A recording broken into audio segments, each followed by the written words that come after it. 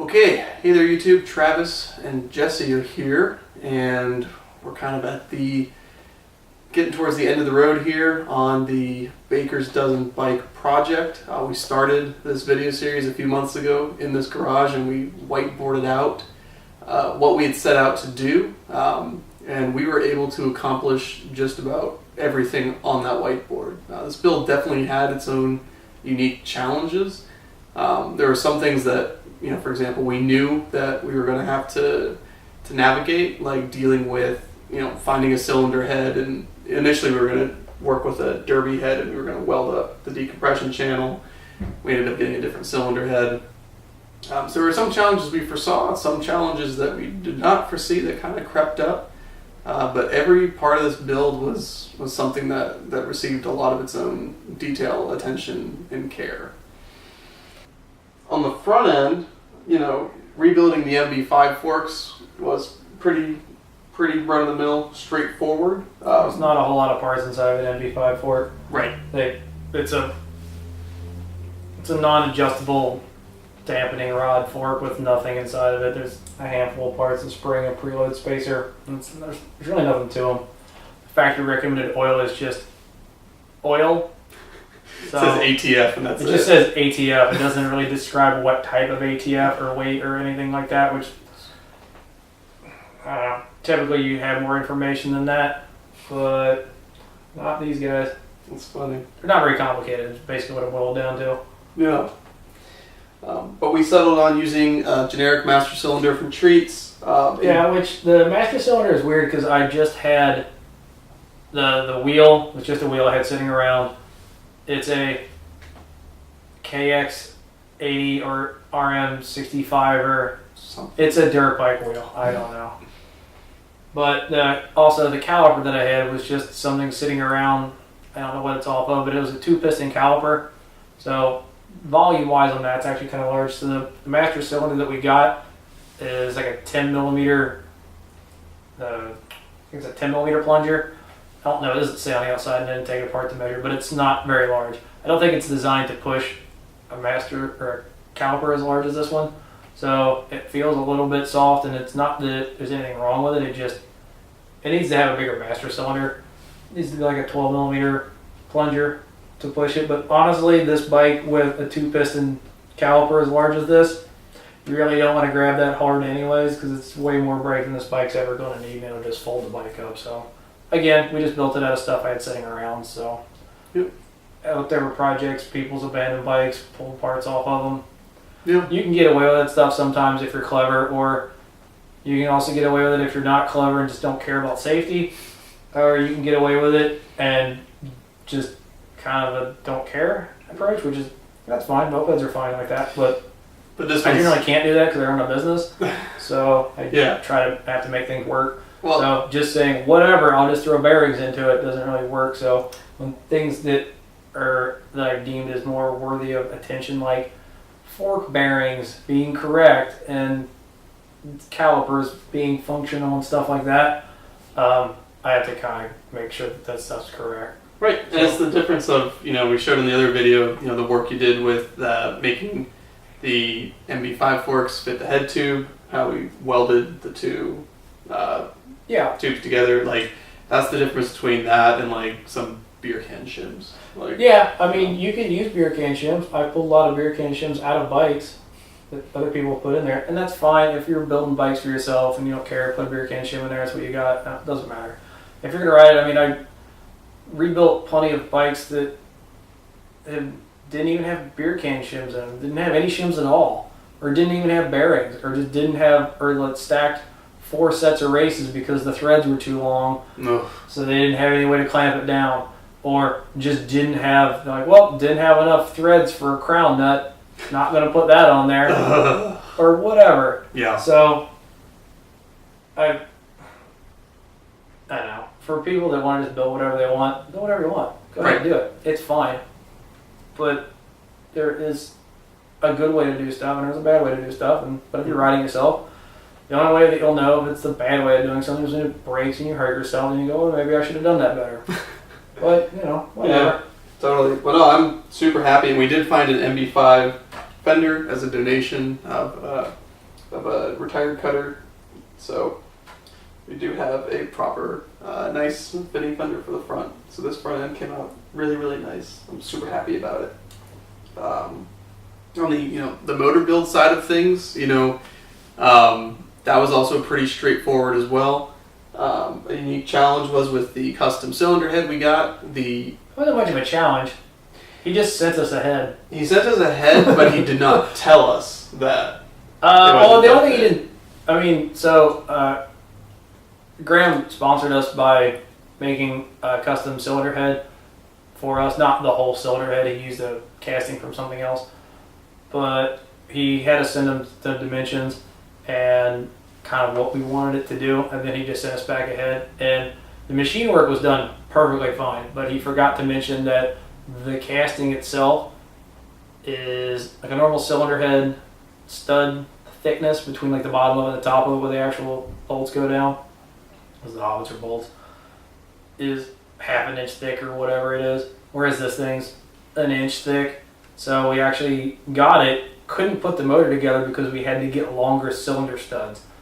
And then they didn't make the exact cylinder stud we needed lengthwise, so we had to get longer cylinder studs and then use a die and cut threads down further on them. And then you cut threads onto our existing one. I don't know if they had rolled threads on it before, so we used coupling nuts. So it's got like 1 inch of thread on each one of the cylinder studs. I don't think it's going to go anywhere. I don't think we're going to have a problem with it at all.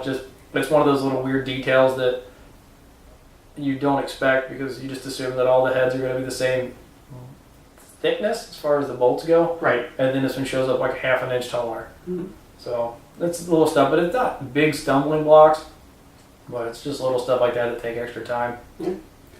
I would say the trick metric variator thus far has been performing super well. It seems like installation was far better than the installation was actually really nice. TJTs were a pain in the ass.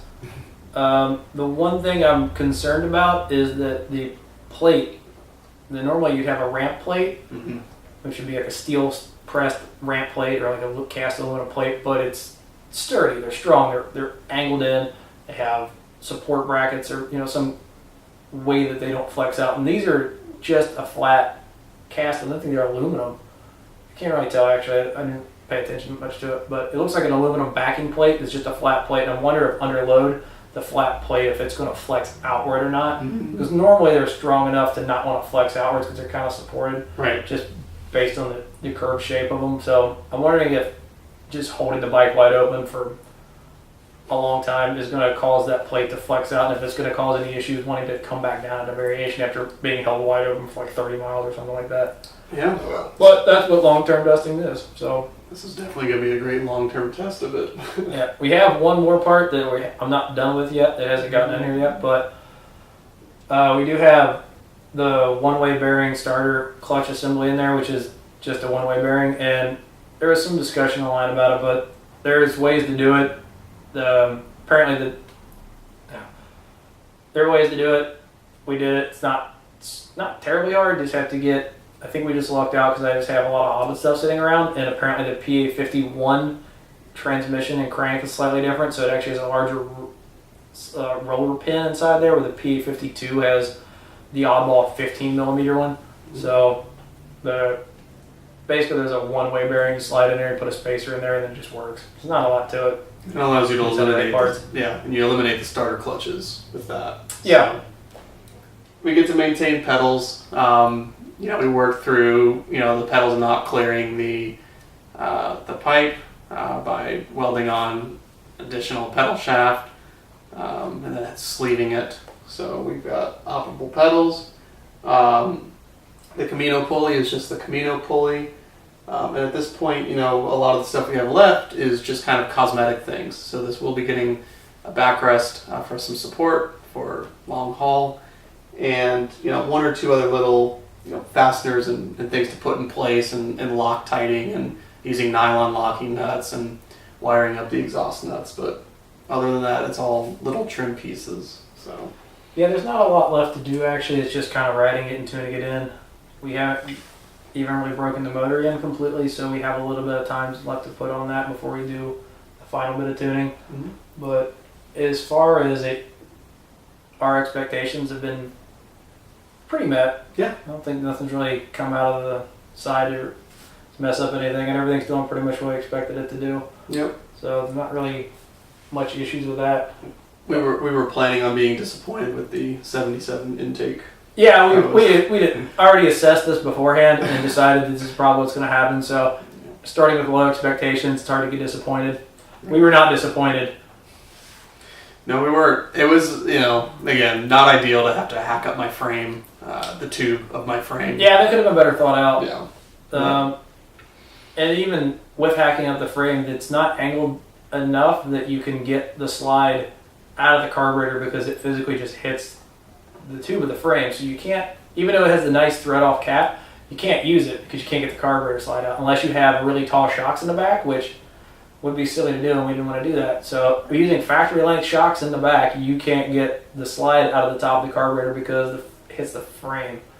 Even to do the most basic of things for it, because that's the the needle adjustment and the main jet adjustment on the VM20, which typically very easy. It's a bolt that comes out of the side of the carburetor, and then it's the cap threads off. You can't get to either of them with this, and I understand why you can't get to the main jet because the air box is in the way and all that stuff. That's fine, but could have at least given us enough clearance to get the needle and the cap out of it. But yeah. Also, the air shocks that Lucky Two Strokes sells, they are super nice. Well, yeah.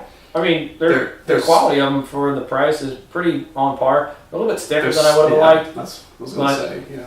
Honestly, I think most of the time these shocks are meant for heavier bikes, and they, the bike probably weighs $120 with a tank of gas in it. So he weighs about $120 with a tank of gas in him. Sammy, we're not going to Sammy. Sammy's tall. Yeah. Sammy's tall. But he's on a liquid diet. He'd be all right. Oh, beer only. I heard that's how you train for this. Yep, it's very rigorous. Mm-hmm. We put new brakes in the rear. So this is rear Hobbit brakes that actually somewhat work. Yeah. It's kind of nice too. Yeah, you can get Hobbit brakes to work in the back. It's mostly just a pain. Mm-hmm. They mostly work. Yeah. Cool. I've had better, I've had worse. Sure. No doubt. I mean, there's not a whole lot to it. I mean, it's otherwise just a Hobbit. Not a great deal to it. Yeah. There's nothing surprising. I mean, I've built probably 14 or 15 of these particular versions of this motor over the last 2 years, so it's not an uncommon build except for the carburetor, and everything else is pretty much fine. The CDI works fine. It's got a static time box on it. Fires a little bit below where the factory ignition timing sets anyways. I didn't actually measure the degrees on it. It's probably 17 or 16 or something. Mm-hmm. I haven't done a full throttle top speed run yet, so I don't know what engine RPMs are yet on that. But so far with early testing and not even correct jetting or any of the transmission dialed in, we're still hitting almost 50 on it. Yep. So by the time I get done with the final jetting and transmission tuning, we'll be well within what we're supposed to be at, and it doesn't sound like the motor's turning super high RPM, so I think everything's going to be fine. Yeah. I'm not worried about it. I know you're not worried and you feel confident. My only concern is keeping the heat down, just because Hobbits are known to just run hot. Yeah, but that was what Graham was supposed to take care of with the fancy cylinder head. I hope so. So if he did his job right, then we should be fine. Yep. So I'm excited to see it, but yeah. So far the cylinder head temps have been fine, but cylinder head temps are a weird thing to measure anyways because you're measuring off the bottom of the spark plug, and based on this design of the cylinder head and all these other factors, it doesn't really give you a true reading. So it gives you a reading of what the temperature is on that particular part of the cylinder head is, but that doesn't really tell you exactly how much heat the motor's generating. To have a better, more accurate measurement of that, you really need an exhaust gas temperature sensor, which we don't have because they're kind of pricey and they're not easy to install because you have to drill a hole and put a bung in the side of the exhaust. And most people don't ever bother to do that. That's a more accurate way to measure it. Cylinder head temps, they don't react very fast, so its reaction time to changes in cylinder conditions is pretty slow because it has to heat up the entire cylinder head, or at least from the inside of the cylinder to the part where the top of the spark plug is. Well, like foot senses anything. exhaust gases are like 1,000+ degrees, right? They're Well, I mean, usually if it's running good, it's like 13 to 14. And it also depends on a bunch of factors, but it's like in states like this where everybody gets a little bit more ethanol than some of the other states, the exhaust temperatures are a little bit different. So interesting. Well, cool. Well, YouTube, we want to just be able to come full circle here. Once final tuning and transmission work is done, we'll post a speed run video of the bike in its final form. And at this point, in about 13 or 14 days, the shipper is going to show up here, a contracted motorcycle shipper, to start bringing the bike back east. We're making a pit stop in Kalamazoo for the Moped Army 20 Years Rally, where I will ride this bike. Then after that, it's on to New York, and the Baker's Dozen run begins. So we'll keep you posted, but we wanted to make sure you got the full update and the full story on this bike, since we weren't able to video it every step of the way. yeah, we had to take a break because I got at a certain point Time crunch, yeah. Yeah, there's a time crunch, but also when you stop and have to video everything, it gets in the way. It slows down working on stuff, and I get distracted. So I made a kind of a call to just spend a weekend working really hard just to see how far we could get. And over the course of the weekend, we went from a pile of parts to having a complete running bike. So we didn't video that. Whoops. I guess that was kind of our oversight, but I really just wanted to make some headway on it because I felt like we weren't making enough progress with having to stop and videotape everything. Oh, yeah. I'm not used to videotaping anything ever. I'm not particularly good at even remembering to take pictures of things. So it miscalculates my plans. Mm-hmm. Totally. But the good news is that we have the bike today. It's out on the road right now, which we haven't even seized it once. No, it was a great break-in. We haven't. Yeah, I'm actually really happy about that. You don't typically seize motors on break-in, so that was a joke. People, calm down. But some people do. I know that the bike, they always run better if you seize them once. I love it. I love this community. All right, YouTube. Well, we'll keep you posted. Hope you've enjoyed the ride. Until next time.